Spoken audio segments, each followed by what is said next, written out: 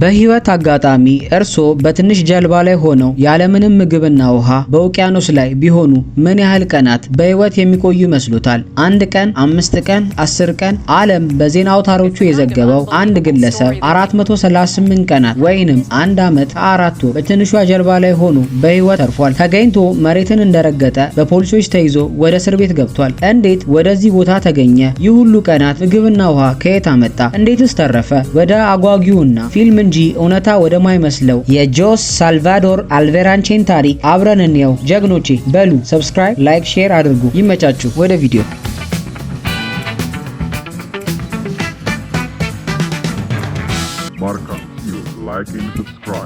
የጆስ ሳልቫዶር አልቬራንቼ አስገራሚ ታሪክ የሚጀምረው ኖቬምበር 2012 ነው። እሱ በሜክሲኮ ከተማ የሚኖር ልምድ ያለው አሳ አጥማጅ ነው። እንደ ኤሮፓያን አቆጣጠር ህዳር 17 ከዚህ ቀደም እንደሚሰራው እሱና ጓደኛው ዚኬል ኮርዶባ አሳ ለማጥመድ የተለያዩ መሳሪያዎችን እንደ አሳ መያዣ ትራፕ፣ የውሃ መያዣ፣ ቢላ እና አይስ ቦክስ የመሳሰሉትን መሳሪያዎች በትንሿ ፋይበር ግላስ ከተሰራችው ጀልባ ላይ ጭነው ጉዟቸውን ለመጀመር ዝግጅታቸውን ጨርሰዋል። ጀልባዋ 7 ሜትር ርዝማኔ ያላት አንድ ሞተርና አሳ ለማከማቸት የሚውል ማቀዝቀዣ ይዛለች። መነሻቸውን ለማድረግ የወሰኑት በሜክሲኮ ዳርቻ ኮስታ አዙል በሚባል የፓሲፊክ ውቅያኖስ ላይ ነው። በዚህ አካባቢ ያሉ አሳ አጥማጆች ህይወታቸውን ለመምራት አንድ ቀን በደንብ አሳ ሰብስበው ለሳምንት የሚሆን ገበያቸውን ለማግኘት ነው። አልቬራንቼ እና ጓደኛው ዚኬል ኮርዶባ እቅዳቸው 120 ኪሎ ሜትር አቋርጠው ለ30 ሰዓት ያህል አሳን መሰብሰብ ነበር። አሁን ኩልል ጥርት ካለው ሰማይ ስር የተንጣለለው የፓሲፊክ ውሃ እርግጥ ያለ ሁኔታ ላይ ነው። ትንሽዬዋ የሞተር ጀልባ ሁለቱን ጓደኛሞች በጀርባዋ አቆናጣ ጉዟን ጀመረች። ምንም የሚያስፈራ ማዕበል እንዳለ ቢያውቁም ሁለቱ ጓደኛሞች የሚሄዱበት ቦታ እንደማያሰናክላቸው ራሳቸውን አሳምነዋል። ምክንያቱም ህይወትን ለማሸነፍ ያላቸው ምርጫ ይህ ብቻ ነው። ጀልባዋ የጣራ ክዳን ስለሌለው ፀሐዩ ይቀጠቅጣቸው ያዘ። እነሱ ግን በሳቅ በፈገግታ እያወሩ ኮምፓሳቸውን እያዩ ጉዟቸውን ወደፊት አድርገዋል። ነገሮች ጥሩ መልክ ይዘዋል። ሁለቱም ቢሆኑ ከፊታቸው ያለውን አደጋ ያጋጠመናል ብለው የጠረጠሩት ነገር የለም። አሁን እነዚህ ሁለት ጓደኛሞች ጉዟቸው 6 ሰዓታትን አሳልፈዋል። 120 ኪሎ ሜትሮችን ከተነሱበት አቋርጠው አሁን ወደሚፈልጉበት ቦታ ደርሰዋል። አሳ ማጥመጃቸውን ይዘው ወደ ስራቸው ገቡ። ድንገት ነገሮች መልካቸውን ቀየሩ። ሰማዩ ጠቆረ። ከፍተኛ የመብረቅ ነጎድጓድ መሰማት ጀመረ። ውሃውም እንዳልተገራ ፈረስ ጀርባው ላይ እንደተቆናጠጠ ፈረስ ጋላቢ ጀልባዋን መናጥ ጀመረ። ከፍተኛ ማዕበል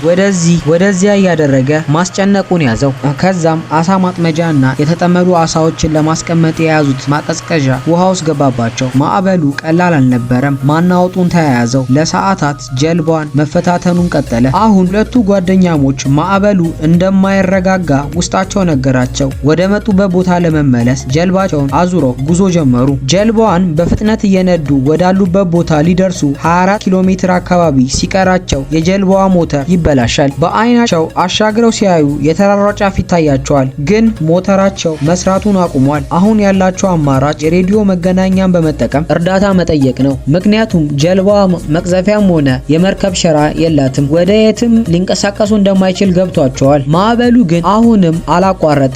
ጀልባዋን ይንጣት ጀመረ። ሬዲዮ መገናኛ መስመራቸውን በመጠቀም እርዳታ ወደሚሰጣቸው ሰው ደወሉ። ያሉበትን ተናግረው እንደሚመጣላቸው ነገራቸው። በእንቅርት ላይ ጆሮ ደግፍ እንዲሉ የሬዲዮ ሳተላይት ባትሪ ድንጋይ ሞተ። አሁን ሁለቱ መጨነቅ ጀመሩ። አለም ብለው ያሉት ነገሮች በሙሉ እንደ ሳተላይት መገናኛ፣ ሬዲዮ፣ ምግብ፣ ንጹህ ውሃ፣ የፈርስት ኤድ መሳሪያዎች፣ ጂፒኤስ ምንም ነገር እነሱ ጋር የለም። ይባስ ብሎ አለቅ ያለው ማዕበሉ ጀልባቸውን እየገፋ ወደ ኋላ ይዟቸው ሄድ ጀመረ። አሁን ላይ ከጸሎት ውጪ ምንም የሚያደርጉት ነገር የለም። ውሃ ሲወስድ እያሳሳቀ ነው የሚለውን አባባል የውቅያኖሱ ውሃ የተገበረው ይመስላል። ወደ መጡበት ለመመለስ 24 ኪሎ ሜትር ብቻ የቀራቸው ጓደኛሞች ለ5 ቀናት ያህል ያለማቋረጥ ማዕበሉ 450 ኪሎ ሜትር ርቀት ላይ ወስዶ ጣላቸው። ከ5 አስጨናቂ ምሽትና ቀናት በኋላ ማዕበሉ ጸጥ አለ። አሁን ሁለቱ ጓደኛሞች ዙሪያቸውን ሲመለከቱ በሁሉም አቅጣጫ የሚታያቸው ውሃና ሰማዩ ብቻ ነው። መርከቦች ቢመጡ እንኳን ምልክት ለማሳየት የሚውል አርቲፊሻል ሽጉጥ፣ ጭስ ምንም ነገር የላቸውም። በዚህ ሂደት በመጡበት ቀናት ለመኖር ጀልባቸው ላይ የሚያርፉ ወፎችን፣ አሳዎችንና የባህር ኤሌዎችን እየያዙ ይመገባሉ። ወፎችን በመያዝ ላባቸውን ገፈው በጥሬ ይበላሉ። ሁለቱም ልምድ ያላቸው አሳ አጥማጆች ስለሆኑ እየዋኙ ትናንሽ አሳዎችን በመያዝ ረሃባቸውን ያስታግሳሉ። የውሃ ጥማታቸውን ከውቅያኖሱ መጠቀም አይችሉም፣ ምክንያቱም ከፍተኛ የጨው መጠን ስላለው ቢጠጡት ቶሎ ቶሎ እንዲጠማቸው በማድረግ ሞታቸውን ያፋጥነዋል። ስለሆነ ባላቸው የፕላስቲክ ቦትል በመጠቀም የዝናብ ውሃን እያጠራቀሙ ይጠጣሉ። ዝናብ በሌለበት ወቅት ደግሞ የባህር ኤሊን በመያዝ ደማቸውን እየጠጡ አሊያም ደግሞ አንዳንድ ጊዜ ሽንታቸውንም ይጠጣሉ። ሰዓታት ቀናትን፣ ቀናት ሳምንታትን፣ ሳምንታት ወራትን እየወለዱ ሁለቱ ጓደኛሞች ማንም ሳይደርስላቸው ህይወታቸውን በውሃ ላይ አድርገዋል። አስቡት ምን ያህል አስጨናቂ እንደሆነ።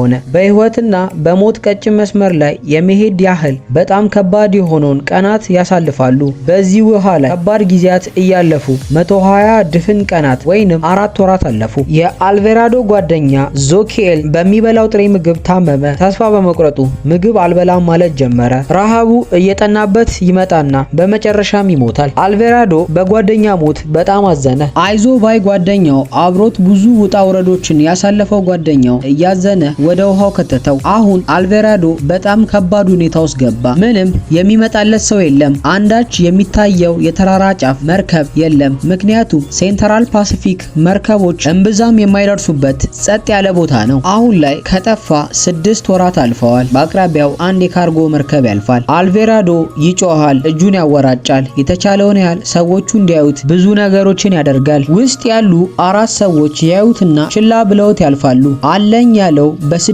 ወር የመጣው ድል እያየው ያልፈዋል። ከመናደድ ከመበሳጨት ውጪ ምንም የሚያመጣው ነገር የለም። ለመትረፍ ህይወቱን ለማስቀጠል ማድረግ የሚቻለውን ሁሉ እያደረገ ጀልባዋ ላይ እየተኛ ጊዜያቶች ነጎዱ። አልቬራዶ 11 ወራት ወይንም 330 ቀናት ትንሿ ጀልባ ውስጥ ሆኖ ውቅያኖሱ ላይ 8000 ኪሎ ሜትርን ተጉዟል። የተጓዘውን ርቀት በጣም ብዙ እንደሆነ የምትረዳው ከአዲስ አበባ እስከ ቻይና የሚደርስ ርቀትን ተጉዞ አሁንም ጀልባ ላይ ነው። ሰውነቱ ጉዞውን ከመጀመሩ በፊት 90 ኪሎ ግራም የሚመዝን ሲሆን አሁን ላይ 45 ኪሎ ግራም ቀንሶ ነበር። በዚህም የተመጣጠነ ምግብ እጥረት የካሎሪን ዴፊሲት ገጥሞት ነበር። ምክንያቱም የሚመገበው ትንሽዬ የአሳ የወፍና የባህር ኤሊ ስጋና ትንሽ ውሃ ስለነበር ነው። ነገሮች ወደ ተስፋ አስቆራጭ ሁኔታዎች እየተቀየሩ ነው። ልብሱ ራሱ ላይ አልቋል። ጸጉሩ ጺሙ አድጎ እብድ አስመስሎታል። ቀናት እየገፋ በመጡ ቁጥር ወደ ሞት እያመራ መሆኑን ሲያስበው በጣም ያስፈራዋል። አሁን በዚህ ሁኔታ ውሃ ላይ ከቆየ 438 ቀናት ወይንም 1 ዓመት ከ4 ወር ከ6 ቀናት ሆኖታል። 11000 ኪሎ ሜትር የውሃው ማዕበል ጀልባዋን እያፈናጠረ ይዟት ሄዷል። ይህም የሄደውን ርቀት ለማነጻጸር ኢትዮጵያን 2 ጊዜ እንደመዞር ነው። ጃንዋሪ 30 2014 438ኛው ቀን ከእንቅልፉ ሲነሳ ያየውን ነገር ማመን አቃተው። የኮኮናት ፍሬዎች ውሃው ላይ የተንሳፈፉና በአቅራቢያቸው በርከት ያሉ ወፎች ሲያንዣብቡ ተመለከተ። ይህም በአቅራቢያው መሬት እንዳለ ገባው። ለግማሽ ቀናት ያህል ከተንሳፈፈ በኋላ ሰው የሌለባት የምትመስለው ደሴት ኤቦን አትሮኒ ወደምትባል የዓለማችን ትንሿ ደሴት ላይ ይደርሳል። ዘሎም ከጀልባ ወረደ። በደሴቱም ወዳገኛ ትንሽ ቤት ይሄድና ያንኳኳል። ለ438 ቀናት ሰው ያላየው አልቫርዶ በሩ ተከፍቶ ከሰዎች ጋር ተገናኘ። 11000 ኪሎ ሜትር አቋርጦ የሚረዱትን ሰዎች አገኘ። አልቫርዶ በዓለማችን ላይ ካሉ በጣም ረጅም ርቀትን በውሃ ላይ ከተጓዙ ሰዎች በቁጥር አንደኝነት የሚጠቀስ ሰው ሲሆን ይህች ደሴት እንዳጋጣሚ ብታመልጠው ኖሮ ሌላ 5000 ኪሎ ሜትርን ማለትም እስካሁን የመጣውን ግማሽ ርቀት 240 ቀን ተጉዞ የሚያገኛት የፊሊፒንስ ደሴት የሚያገኘው። ይህም በዚህ ሁኔታው እዛ ድረስ አይደርስም ነበር። የፈጣሪ ጥበቃ ትረፊ ያላት ነፍስ ሆና የእድል ነገር በውቅያኖስ መሃል ያለች እዚህ ትንሽዬ ቁራጭ ደሴት ላይ ደርሶ ተረፈ። በፊሊፒንስ ሕክምና ከተደረገለት በኋላ ወደ ሜክሲኮ እንዲመለስ ተደርጓል። በጥቂት ቀናት ውስጥ ፖሊሶች ይይዙታል። ምክንያቱም ጓደኛውን ገድለሃል በሚል ክስ ይከሰሳል። ማጣራት ከተደረገ በኋላ በነፃ ተለቋል። ከዚያ በኋላ 438 days የሚል መጽሐፍ ስለ ሁሉም ውጣ ውረዱና ታሪኩ የሚናገር መጽሐፍ አሳትሞ ለገበያ አቅርቧል። በተጨማሪ በማንም የማይሰበረውን ወርልድ ኦፍ ሪከርድን በ438 ቀናትን በውሃ ላይ በማሳለፍ ስሙ አጽፏል። ህይወት በብዙ ችግሮች የተሞላች ነች። የጸና የበረታ ችግሩን ያልፋል። አይቻልም አይሆንም የተባሉ ቀናት ያልፋሉ። ፈጣሪ ይህን አላልፈውም ከምትሉ ችግሮቻችሁ ያሳልፋችሁ። ይህ የፈጣሪ ጣልቃ ገብነት፣ ጽናት፣ እድለኝነት፣ አልበገር ባይነት ያለበት የጆስ ሳልቫዶር አልቫሬንጄ ታሪክ ነው። እናንተ ለስንት ቀናት በዚህ ሁኔታ ተቆዩ ነበር? ኮመንት ላይ አሳውቁኝ። አበቃው። ሰላም።